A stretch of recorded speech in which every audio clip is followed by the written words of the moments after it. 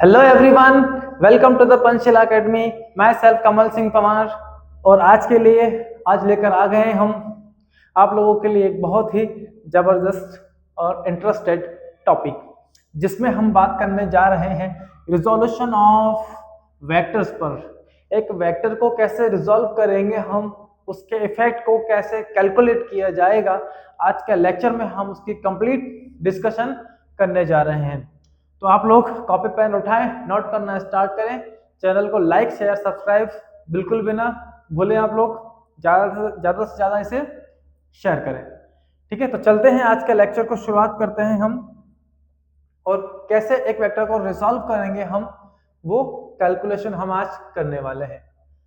तो जब भी एक वेक्टर को रिजॉल्व करते हैं तो उसके हमको दो कंपोनेंट्स मिलेंगे, दो इफेक्ट यहाँ पर मिलेंगे।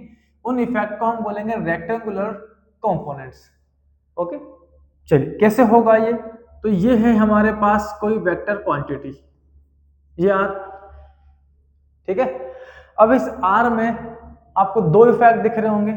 इस वेक्टर आर के पास इस डायरेक्शन में जाने का एक इफेक्ट है और यहां से इस डायरेक्शन में जाने का भी एक इफेक्ट इस आर के पास है। ये है अगर हमारा एक्स डायरेक्शन है तो ये हमारा कौन सा डायरेक्शन होगा, वाई। ओके, तो इस आर के पास दो इफेक्ट हमको मिल रहे हैं। कुछ चलकर कहाँ जा रहा है, ये एक्स के डायरेक्शन में, और कुछ चलकर कहाँ जा रहा है, ये वाई के डायरेक्शन में। अगर आपके पास एक ब्लॉक यहाँ रखा हुआ है और उसको रस्सी बांध के अगर आप ऐसे खींच रहे हैं, ऐसे खींचते हैं हम लोग उसको, ठीक है, तो वो कुछ इधर आएगा और कुछ ऐसे ऊपर आएगा। तो उसके पास ये दो इफेक्ट हमको मिल जाएंगे। तो इन्हीं दो इफेक्ट को आज के लेक्चर में हम लोग कैलकुलेट करने वाले हैं। जैसे हमने गन से बुलेट को यहां से फायर किया, इस डायरेक्शन में स्पीड है v। ओके, तो जब बुलेट ऐसे फायर होकर जा रही है यहां से, तो जो बुलेट जिस डायरेक्शन में जा रही है यहां से, इसके पास दो इफेक्ट होंगे, एक हॉरिजॉन्टल और एक ये वर्टिकल। लाइक चलती हुई एरोप्लेन से या किसी एयरक्राफ्ट से हमने मिसाइल लॉन्च कर दी, तो जब वो मिसाइल लॉन्च करेंगे हम, तो ये ऐसे लॉन्च की मान लो, तो इसके पास दो डायरेक्शन के इफेक्ट होंगे। कुछ चलकर जाएगी ये हॉरिजॉन्टल और कुछ चलकर जाएगी ये कहां पर, वर्टिकल डायरेक्शन में। तो इनके वो इफेक्ट हम अब कैलकुलेट करेंगे। ओके, तो इसको कैलकुलेट करने के लिए हमने यहां से एक परपेंडिकुलर को ड्रॉ किया और यहां से भी एक परपेंडिकुलर ड्रॉ कर लिया। ठीक है, अगर जो रिजल्ट है हॉरिजॉन्टल के साथ एंगल थीटा बनाता है, तो ये एक्स डायरेक्शन का इफेक्ट कितना हम फाइंड करते हैं। ये इसको नेम दे दिया हमने ए बी सी और ये डी। तो आपको यहां पर एक राइट एंगल ट्रायंगल दिख रहा होगा ए बी सी। तो इस राइट एंगल ट्रायंगल में जो एबीसी आपके सामने है, इसमें ये एंगल थीटा है, तो थीटा के सामने वाले साइड परपेंडिकुलर होती है और 90 के सामने वाली हाइपोटेनस बचा हुआ कौन है, बेस। हमारे पास एक नॉन क्वांटिटी है ये रिजल्ट, और ये हमको फाइंड करना है। तो ये हाइपोटेनस और ये कौन है, बेस। अगर हम इसमें बेस अपॉन हाइपोटेनस करते हैं तो बेस अपॉन हाइपोटेनस हमें मिलेगा कॉस थीटा में। बेस हमारे पास है ए बी, हाइपोटेनस है AC, so A B divided by AC.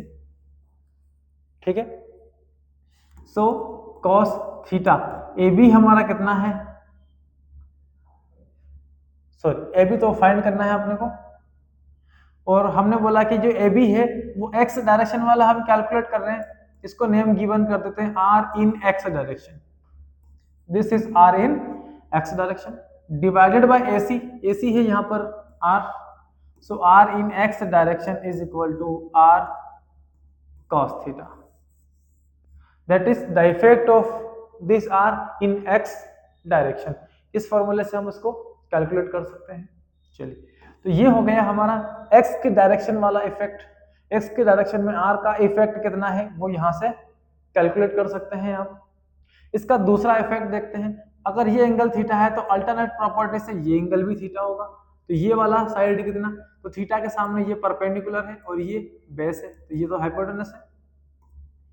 अब आपके पास परपेंडिकुलर है, बेस है, ठीक है, परपेंडिकुलर को फाइंड करना है। बेस तो अपने पास है नहीं, नॉन क्वांटिटी हाइपोटेनस है, तो परपेंडिकुलर और हाइपोटेनस ये हमको मिलेंगे किसके अंदर, साइन थीटा के अंदर। तो sine theta is equal to AD means perpendicular divided by ये हाइपोटेनस एसी ये वाला, तो ये हो गया AC. Sine theta is equal to A B means R in A B नहीं, ए बी कैसे लिख दिया, ए डी है, ये वाली हाइट यहां पर कौन सी है, एडी। सो एडी है ये वाली हाइट, ये आर का वाई वाला इफेक्ट है, तो इसको हमने नेम गिवन कर दिया R in Y direction. So this will equal to R in Y direction divided by AC means R. So R in Y direction is equal to R sine theta. Okay, so R का X direction का effect R cos theta, और इसी are का Y direction का effect कितना मिला हमें, are sine theta. ऐसे ही इस बुलेट की जो वेलोसिटी v इस डायरेक्शन का था, तो ये वाला कंपोनेंट हमने डिवाइड किया, ये वाला डिसाइड किया।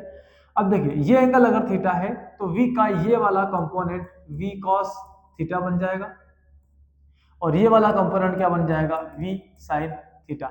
आपको देखना है कि आपका जो रिजल्ट है कौन से कंपोनेंट के साथ एंगल थीटा बना है, जिसके साथ वो थीटा बनाएगा आप उसी को क्या नेम गिवन करेंगे, cos। तो बचा हुआ इसके ठीक 90 डिग्री पर ये रहा v sin थीटा, और ये दोनों कंपोनेंट आपस में क्या रहेंगे, 90 डिग्री पर। यहाँ देखिए ये बना रहे हैं रेक्टेंगल, तो इस रेक्टेंगल के ही ये क्या हो गए, दो इफेक्ट, इसीलिए इनका नाम क्या रखा था हमने, रेक्टेंगुलर कंपोनेंट्स। तो r sin theta and r cos theta this are the rectangular components. ठीक है, तो रिजल्ट से क्या निकाले हमने, कंपोनेंट्स। अब हम निकालते हैं कंपोनेंट से रिजल्ट। अगर किसी वेक्टर का एक कंपोनेंट x डायरेक्शन में है r cos थीटा, दूसरा कंपोनेंट है r इन y direction r cos theta, तो इन दोनों का रिजल्ट क्या होगा। ओके, अब देखिए दोनों एक दूसरे पर कहाँ है, 90 डिग्री पर, तो इनका रिजल्ट यहाँ मिलेगा अपने को। ये साइड जितना है उतना ही ये है, तो ये एक राइट एंगल ट्राइंगल दिख रहा है, ये भी कितना हो गया, R Y is equal to R sine theta. ये बेस, ये परपेंडिकुलर, ये कौन हो गया आपका result, hypotenuse. So hypotenuse the whole square is equal to, अच्छा हाइपोटेनस फाइंड करना है तो इसको अपन कोई दूसरा नेम गिवन कर देते हैं, ए गिवन कर देते हैं। मान लीजिए ये क्या है, ए। सो ए का स्क्वायर इज इक्वल टू, ये कौन है, R square cos square theta plus R square sine square theta. So A square is equal to, यहां से आर को कॉमन लेंगे, क्या मिलेगा हमें, cos square theta plus sine square theta. So A square is equal to, यहाँ पे हमको मिला कितना, आर का स्क्वायर। स्क्वायर से स्क्वायर कंपेयर करेंगे, रिजल्ट में आपको कितना मिलेगा, वेक्टर आर। तो जब दो कंपोनेंट को हम रिसॉल्व करेंगे वापस से, तो हमें रिजल्ट में क्या मिलेगा, वही वेक्टर जिससे इनमें हमने जनरेट किया था। ठीक है, यहां से आर से हमने इसका आर कोस और आर साइन जनरेट किए हैं, उन्हीं दो को हमने वापस रिसॉल्व किया, तो हमको फिर से क्या मिल गया, हमारा रिजल्टेंट वेक्टर। तो रिजल्ट से वेक्टर और वेक्टर से रिजल्ट कैलकुलेट करना आप लोगों को आना चाहिए। जैसे एक ट्रेन हमारा चल रहा है, यहां से ये लीजिए, ये ट्रेन चल रहा है 20 मीटर पर सेकंड की स्पीड से इस डायरेक्शन में। सो इसके हॉरिजॉन्टल एंड वर्टिकल कंपोनेंट्स हमें कैलकुलेट करना है। हॉरिजॉन्टल कंपोनेंट कौन सा होगा, ये। वर्टिकल कंपोनेंट कौन सा होगा, ये। अगर ये हॉरिजॉन्टल के साथ एंगल 30 डिग्री बनाता है, तो इसका ये वाला v इन x डायरेक्शन का कंपोनेंट और v इन y डायरेक्शन का कंपोनेंट हमें कैलकुलेट करना है।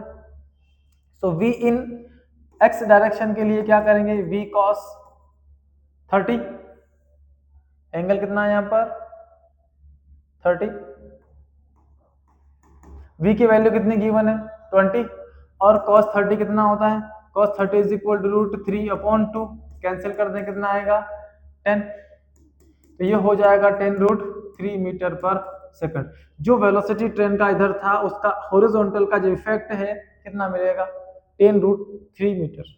Vertical, so v in y direction equal to v sin 30, v है 20 और sin 30 की वैल्यू 1/2, इसको कैंसिल करो कितना आएगा 10। So v in y direction is equal to 10 metre per second. तो इस ट्रेन का जो स्पीड था उसका हॉरिजॉन्टल कंपोनेंट 10√3 है और वर्टिकल कंपोनेंट कितना है 10। इन दोनों का वापस अगर आप रूट मीन कैलकुलेट करेंगे तो रिजल्ट में फिर से आपको उतना ही वेलोसिटी उस ट्रेन का मिल जाता है। तो एक रिजल्ट के इफेक्ट को हम इस तरह से क्या करेंगे कैलकुलेट कर सकते हैं। बहुत ही मजेदार चीजें हैं, बहुत ही सिंपल तरीके से हम बहुत सारी एप्लीकेशंस के अंदर इन्हें अप्लाई करने वाले हैं। ठीक है, जैसे शक्कर चाय में भी काम आती है, कॉफी में भी काम आती है, सब में काम आती है, वैसे ही हमारी ये क्या है शुगर है, थोड़ी सी मिठास वेक्टर्स के अंदर हम लोग डालेंगे और उसी से हमारी बाकी सारे कैलकुलेशंस आसानी से हम लोग कर सकते हैं। तो फिजिक्स एक आनंद है, एक इंटरेस्ट है, जगाओगे तो पूरी दुनिया है और अगर नहीं कर पाए तो आप और मैं कुछ नहीं कर सकते। ठीक है, अब रिसोल्यूशन की बात की हमने तो वेक्टर आर के दो कंपोनेंट तो हमने बना लिए, एक तो आर cos थीटा हो गया और दूसरा y डायरेक्शन का आर sin थीटा हो जाता है। ठीक है ना, चलिए तो कुछ एप्लीकेशंस देख लेते हैं इसके हम। जैसे हमारे पास ये एक स्लोप है और इस स्लोप पर हमने m मास का ये ऑब्जेक्ट यहां पर रख दिया। अब m मास का ऑब्जेक्ट है तो इसमें ग्रेविटेशनल फोर्स डाउनवर्ड खींचने की कोशिश करेगा, उसको बोलेंगे हम वेट ऑफ द बॉडी, कितना है वो mg। So weight of the body कहां वर्क कर रहा है वर्टिकली डाउनवर्ड। ठीक है ना, अब इस mg के हम दो कंपोनेंट्स डिवाइड करते हैं। अगर इस स्लोप ने इंक्लाइन प्लेस ने यहाँ एंगल थीटा ड्रॉ किया है तो mg का एक कंपोनेंट हम यहाँ बनाते हैं और दूसरा कंपोनेंट मिलेगा हमको इस डायरेक्शन में, ये mg ये भी mg। इस mg के दो इफेक्ट, इसको दो टुकड़ों में हमने तोड़ लिया, इसका काम खत्म हो गया। ठीक है, अब डिसाइड ये करना है यहाँ पर कि कौन सा कोस होना है और कौन सा साइन होना है। तो साइन और कोस को डिसाइड करते हैं हम लोग, वो डिसाइड होगा हमारे एंगल की बेसिस पर। ठीक है ना, ये आर का ये वाला एंगल हमने थीटा कंसीडर किया, तभी तो ये R in X equal to R cos theta मिला आपको। तो यहाँ पर भी mg का कॉस कौन सा होगा थीटा के साथ वाला, तो ये एंगल थीटा है तो ये एंगल कितना होगा 90 डिग्री। तो ये जो यहाँ एंगल दिख रहा है ये एंगल की वैल्यू कितनी होगी 90 माइनस थीटा। अब देखिए दोनों कंपोनेंट को मैंने बोला था आपको 90 डिग्री पर होते हैं, रेक्टेंगुलर कंपोनेंट्स हैं, तो इन दोनों के बीच की ये जो एंगल है ये भी 90 डिग्री है। तो ये अगर मैं x कंसीडर करूं तो x 90 माइनस थीटा को अगर हम x के साथ ऐड करेंगे तो टोटल कितना मिलेगा 90। इस 90 को यहाँ भेजो 0, तो minus theta plus x equal 0, so x equal to theta. तो यहाँ जो x है ये भी कितना एंगल है आपका थीटा ही है। ये थीटा है तो हमने डिसाइड कर लिया कि ये कॉस थीटा होगा और ये वाला क्या होगा साइन थीटा। तो इस तरह से mg के ये दो कंपोनेंट क्या कर लिए हमने डिवाइड। mg cos चाहता है ये ऑब्जेक्ट यहाँ नीचे चला जाए, mg sin चाहता है कि ये कहाँ चला जाए इस तरफ। ठीक है, तो ये mg cos के अपोजिट ये सरफेस इसको रिएक्शन फोर्स ऊपर प्रोवाइड करेगा और mg sin के अपोजिट ये फ्रिक्शन टायर और सरफेस के बीच कहाँ लग रहा है ऊपर। अगर सारे फोर्सेस इक्वल हैं तो ये बॉडी कहाँ रहेगी हमारी लिमिटिंग इक्विलिब्रियम के केस में रहेगी। ठीक है, तो यहां पर इस तरह से हम वेक्टर के रिसोल्यूशन कर सकते हैं। एक स्ट्रिंग लिया हमने, एक पत्थर को हमने यहाँ फ्रीली सस्पेंडेड किया, देन हमने यहां से रस्सी को पकड़ा और इस रस्सी को यहाँ बीच सेंटर से पकड़कर थोड़ा सा हम इस पर फोर्स F लगाते हैं, थोड़ा सा ही लगाते हैं, थोड़ा सा फोर्स F लगाया तो ये स्ट्रिंग ऐसे हो जाती है, ये ऑब्जेक्ट ऐसे आ जाता है, ये F फोर्स इस पर वर्क करता है। रस्सी में टेंशन इस तरफ वर्क करता है। ठीक है, अब टेंशन के पास यहाँ पर दो इफेक्ट हो गए, ये तो वर्टिकली डाउनवर्ड है और ये हॉरिजॉन्टली वर्क कर रहा है। ठीक है, इफेक्ट अगर बदले हैं तो किसके बदले हैं यहाँ पर टेंशन के। तो टेंशन का एक कंपोनेंट इस तरफ हो गया, दूसरा कंपोनेंट इस तरफ हो गया। अगर ये आप थीटा कंसीडर करते हैं तो ये कौन सा हो गया t cos थीटा और ये क्या हो गया t sin थीटा। तो इस तरह से टेंशन के दो इफेक्ट हम लोग कैलकुलेट कर सकते हैं। ठीक है। ये एक ऑब्जेक्ट है, इस पर F1 फोर्स यहां वर्क करता है, F2 फोर्स यहां वर्क करता है, F3 फोर्स यहां और F4 फोर्स यहां से। 4 फोर्सेस इस बॉडी के ऊपर 4 डायरेक्शन से क्या कर रहे हैं, अप्लाई हो रहे हैं। तो इस पर नेट फोर्स कितना लग रहा होगा, तो इन सारे फोर्सेस के हम लोग कंपोनेंट बनाते हैं। F1 फोर्स अगर यहाँ है तो इसका एक इफेक्ट ये रहा, दूसरा इफेक्ट ये रहा। अगर ये एंगल थीटा है तो ये F1 कॉस थीटा होगा और ये वाला F1 साइन थीटा होगा। ठीक है। इसी तरह से हम F2 के कंपोनेंट बनाते हैं। अगर ये F2 है तो इसका एक कंपोनेंट इस डायरेक्शन में, ये एंगल कितना थीटा, तो ये वाला कौन सा कंपोनेंट F cos थीटा और ये वाला कंपोनेंट F2 साइन थीटा।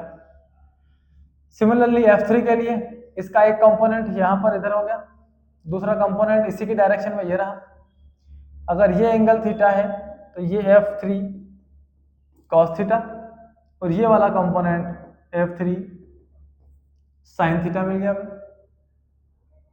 ठीक है, क्लियर है। F4 पे आते हैं। अगर ये एंगल यहाँ पर थीटा बनता है तो इसका ये वाला कंपोनेंट, सॉरी, इस F4 के दो कंपोनेंट, इधर वाला कौन बन जाएगा F4 cos थीटा और इधर वाला कौन हो गया F4 sin थीटा। ठीक है, इस तरह से जहां एंगल बनेगा वो cos, दूसरा वाला क्या बनेगा आपका sin थीटा। अगर ये सारे फोर्स इस बॉडी पर इक्वल इक्वल वर्क करते हैं तो भी ये बॉडी कहाँ है आपकी, लिमिटिंग इक्विलिब्रियम के केस में है। ठीक है।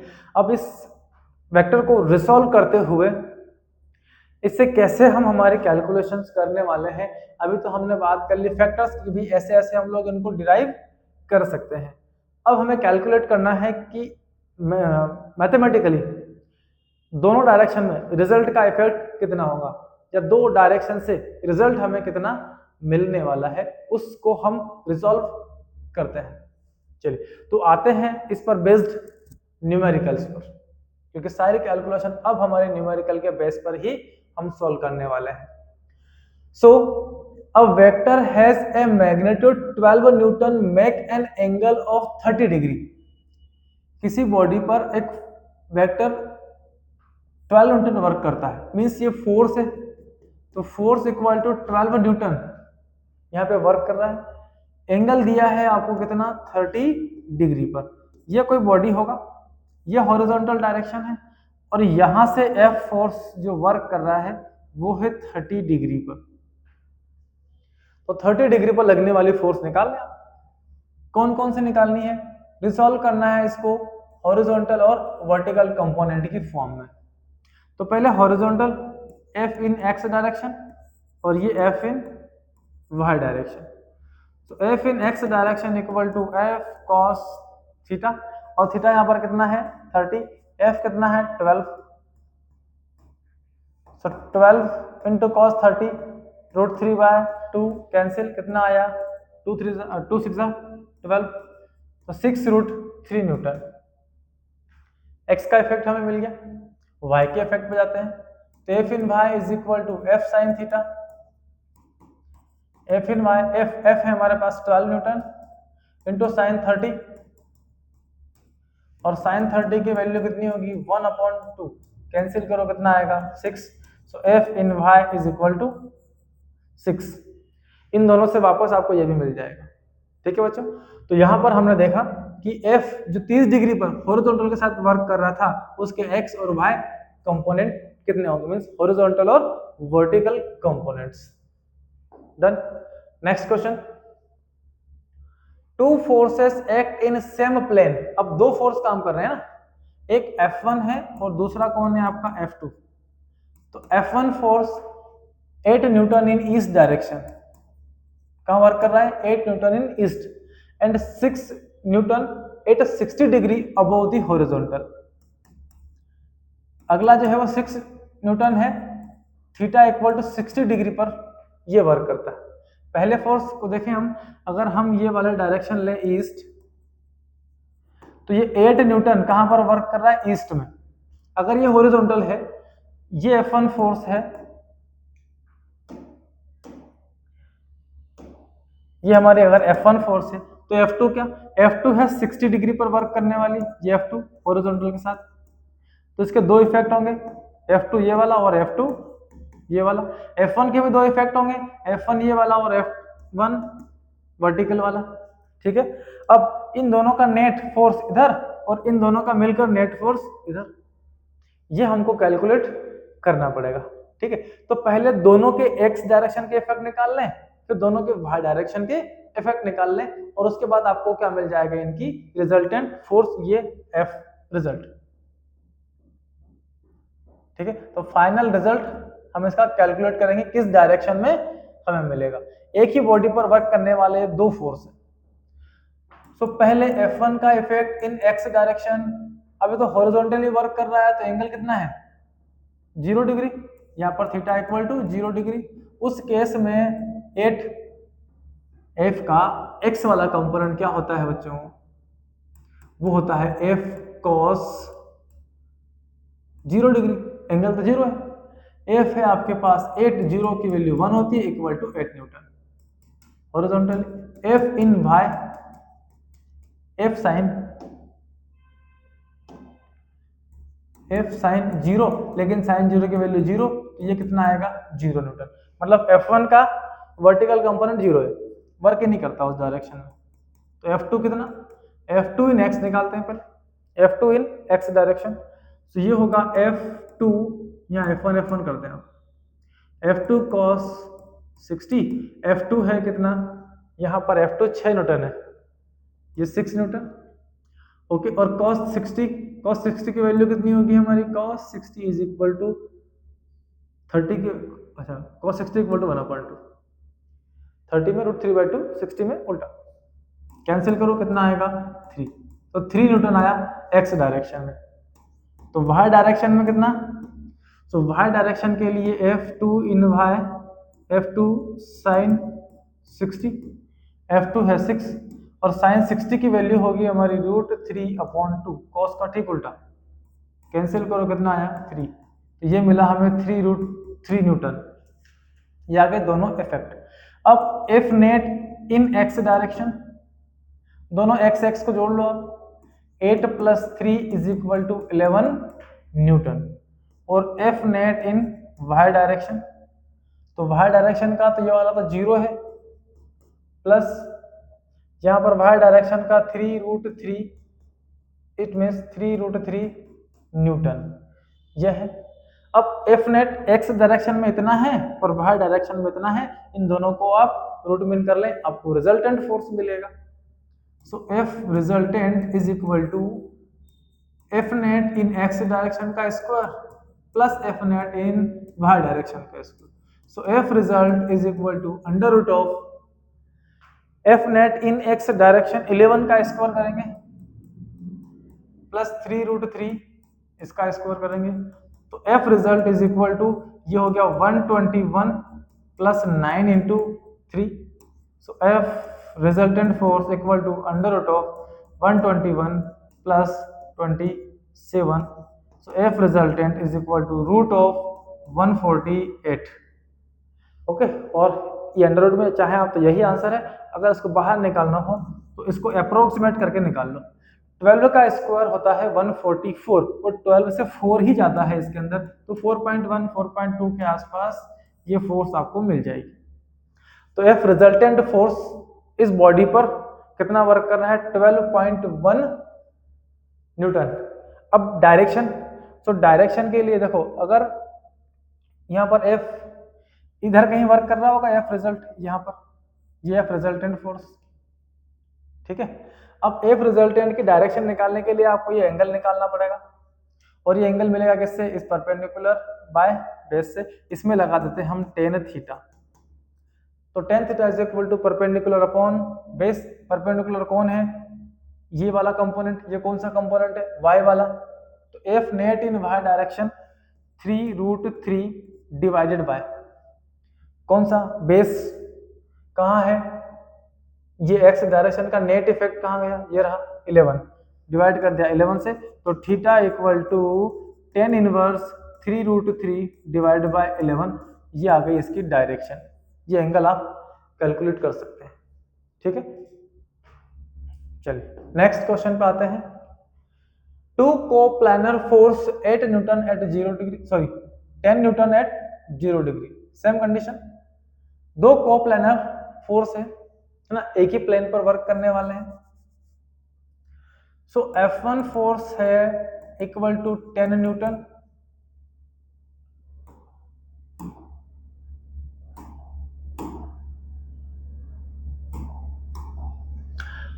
F1 फोर्स 10 न्यूटन, एंगल दे रखा है 0 डिग्री।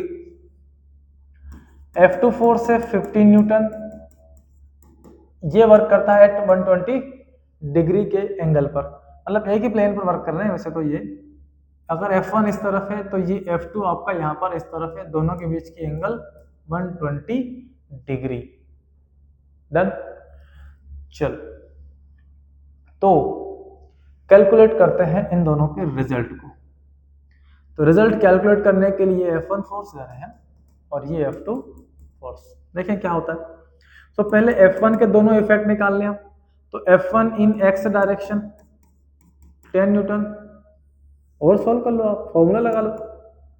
x डायरेक्शन में अगर मेरा ये इधर है तो F cos 0 डिग्री, क्योंकि 0 डिग्री एंगल बनाता है। हॉरिजॉन्टल कंपोनेंट तो F कितना दे रखा है हमें 10 न्यूटन, इंटू cos 0 की वैल्यू 1 इक्वल टू 10 न्यूटन ही मिलेगा।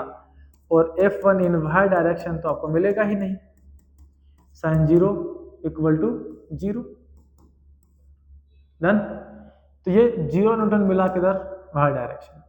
F2 इन x डायरेक्शन, F2 इन x डायरेक्शन निकालेंगे तो F cos कितना 120, F की वैल्यू कितनी है 10, 10 नहीं है 15 है, इस समय 15 न्यूटन वर्क करता है। ये अगर 10 है तो ये यहाँ पर 15 है। तो 15 इंटू cos 120 की वैल्यू -1/2, 2 से इसको कैंसिल करो 7.5, रिजल्ट में -7.5 न्यूटन मिलेगा। मतलब जिधर F1 काम कर रहा है उसका उल्टा डायरेक्शन ये इधर काम कर रहा है, ये है 7.5 न्यूटन। ठीक है, डायरेक्शन अपोजिट हो गया इस तरफ। सो F2 इन y डायरेक्शन कितना, क्योंकि ये खींच रहा है इधर तो इसका हॉरिजॉन्टल कंपोनेंट इधर ही आना है। वर्टिकल कहां जाएगा, तो वर्टिकल कंपोनेंट इसके परपेंडिकुलर, ये Fy। सो Fy F sin 120, F है 15 और sin 120 की वैल्यू, और हम सॉल्व करते हैं इसको 120, इसको 90 + 30 कर लें,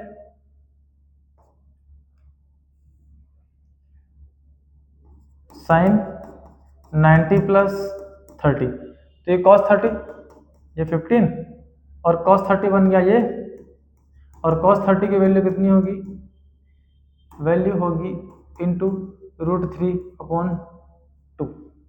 डन बच्चों, sin 90 में ये वाली कंडीशन, 90 से अगर इधर चलोगे आप 90 + थीटा में, तो यहाँ पर साइन और cos की वैल्यू पॉजिटिव, कोसेक की वैल्यू पॉजिटिव होती है। तो sin 90 + theta equal two plus में cos 30, 2 से कैंसिल किया कितना है 7.5 √3, 7.5 √3, ये वर्टिकल डायरेक्शन में वर्क करता है। डन, चलिए अब F net in x direction calculate करो और F net in y direction calculate करो। F नेट इन x 10 इधर 7 इधर, ये माइनस में है तो नेट इफेक्ट कितना है, जोड़ लो दोनों को, 10 को प्लस करा मैंने -7.5 से, रिजल्ट में मिला मुझे 2.5 से इस तरफ हॉरिजॉन्टल फोर्स, पॉजिटिव डायरेक्शन में खींच रहा है इस तरफ, लेकिन ऑब्जेक्ट जा रहा है किधर, उस तरफ, क्योंकि 10 न्यूटन कहाँ है उधर, इसका रिजल्ट 2.5 इस तरफ, तो 2.45 से वो ऑब्जेक्ट इधर जाएगा। चलिए 2.5 तो आगे x डायरेक्शन का नेट, y डायरेक्शन का, तो इधर तो F1 0 है, तो F2 कितना है, F2 है अपना 7.5 √3, दोनों नेट आ गए। तो रिजल्टेंट फोर्स होगा √2.5 the whole square plus 7.5 √3 the whole square. Okay, F net in Y direction, F net in Y direction हमें कितना मिल रहा है, ये कुछ वैल्यू गलत तो नहीं रखी हमने, हाँ कोस 60 की वैल्यू 1/2, 30 की वैल्यू √3/2, 2 से कैंसिल किया 7.5, ये मिलेगा हमें रिजल्ट। ओके, तो इससे आप ये स्क्वायर कैलकुलेट कर लें और रिजल्ट आपको मिल जाएगा। 2.5 का स्क्वायर करेंगे तो ये होगा √6.25 प्लस 75 का स्क्वायर करेंगे तो 75 इंटू 75, 5525, ओके, 5 3 7 जा 35, 35 35 70, 70 और 2 72, 7 कैरी, 7 7 जा 49 और 2 51, 51 में मल्टीप्लाई करो 3 से, तो 3 5 जा 5 जा 15, 1 3 6 जा 3 2 जा 7, 3 1 जा 3 और ये 15, पॉइंट लगेगी 2 डिजिट के बाद, तो 153.75 दोनों को ऐड कर लो, √550, 1 कैरी 8 और 2 10, ठीक है, 0 पॉइंट आ गया, 4 6 10 5 6 160, तो √160 और इसका रूट निकाले अप्रोक्स तो 12.76 के आसपास हमको मिल जाएगा, क्योंकि 12 का स्क्वायर 144 और 13 का स्क्वायर 169, तो 13 के पास में है, तो लगभग 12.7 न्यूटन इफ रिजल्टेंट फोर्स इस बॉडी पर वर्क करती है। और अगर आप डायरेक्शन चाहते हैं तो लगा दें tan थीटा, tan थीटा आप देखो ये इधर है और ये वर्टिकल डायरेक्शन में 2.5 से इधर खींचता है और बाकी वर्टिकल डायरेक्शन में कितना 7.5 √3 से, तो इन दोनों का रिजल्ट इधर ही कहीं मिलेगा आपको। ये एंगल फाइंड करेंगे तो ये परपेंडिकुलर और ये बेस कौन है, F net in Y direction divided by F net in X direction, दोनों को डिवाइड कर लो एंगल मिल जाएगा। F net in Y 7.5 √3 divide by F net in X direction 2.5, okay, cancel कर लो आंसर आ जाएगा, ये 20 से कैंसिल हुआ 3 times, so tan theta is equal to 3 √3, यहाँ पे theta equal to tan inverse 3 √3, ये एंगल मिल गया हमें। चलिए अगले क्वेश्चन पे आते हैं, find the value of tension T1 and T2 for the system shown in figure. Figure तो है नहीं, पहले तो फिगर बनाते हैं हम। ये कोई सरफेस है आपकी और यहाँ पर एक स्ट्रिंग आपका कुछ इस तरह से लगा है, इस पर F फोर्स लगाया जा रहा है और यहाँ पर M मास जो कि 5 kg का फ्रीली सस्पेंडेड है। अब आपको ये टेंशन निकालना है, टेंशन T और वहाँ पर T1 T2, तो दोनों को कट कर ले और यहाँ पर ओनली क्या फाइंड करना है अपने को, टेंशन। तो स्ट्रिंग में टेंशन कितना है वो टेंशन T हम कैलकुलेट कर रहे हैं, ठीक है। तो इस बॉडी पर वेट ऑफ द बॉडी कहाँ वर्क कर रहा है, mg डाउनवर्ड। अब ये डाउनवर्ड वर्क कर रहा है, ये फोर्स इधर खींच रहा है, तो इस रस्सी में टेंशन क्रिएट हो रहा है, ओके। ये एंगल हमारे पास है 150 डिग्री। तो इस टेंशन के हम बनाते हैं दो कंपोनेंट, एक ये रहा, दूसरा वर्टिकल ये रहा। ये कंपोनेंट होगा कॉस, अच्छा तो कॉस कौन सा होगा, एंगल निकालना पड़ेगा ना। अब देखिए ये टोटल एंगल कितना है 180, 180 में से ये 90 है, इधर वाला भी कितना है 90, तो टोटल है ये वाला यहाँ से 150 में से 90 को माइनस करेंगे तो रिजल्ट कितना आएगा, ये वाला एंगल 60, तो ये हो गया cos 60 और ये हो गया t sin 60, ठीक है। अब t sin थीटा ऊपर, mg downward, so t sin 60 is equal to mg। t अपनी जगह पर 60 की वैल्यू कितनी होगी हमारी, √3/2 इक्वल टू 5 इंटू 10, तो टेंशन इज इक्वल टू ये उधर 100 डिवाइडेड बाय √3 न्यूटन, ओके। ये मिला हमें टेंशन इन द स्ट्रिंग। इससे आप ये फोर्स F भी कैलकुलेट कर सकते हैं, T cos 60 is equal to force F, पर ये मैं क्यों करूं, टेंशन तुम्हारे पास है, फोर्स फाइंड करना है, cos थीटा की वैल्यू 1/2 होती है, वैल्यू पुट करो आपको फोर्स मिल जाएगा। ठीक है, कुछ काम कभी अपने से भी किया करो, सब काम क्या हमारे माथे पे दिए जा रहे हो। ठीक है ना, मेहनत तुम करोगे, सक्सेस भी तुम्ही को मिलनी है। ठीक है, हम आपके लिए खड़े हैं, आपके साथ, आपको आइडिया, आपको गाइडेंस, आपको रास्ता दिखाने के लिए, लेकिन चलना तो हमें ही पड़ेगा उस पर। मंजिल तभी मिलेगी जब हम खुद चलकर उसके पास जाएंगे।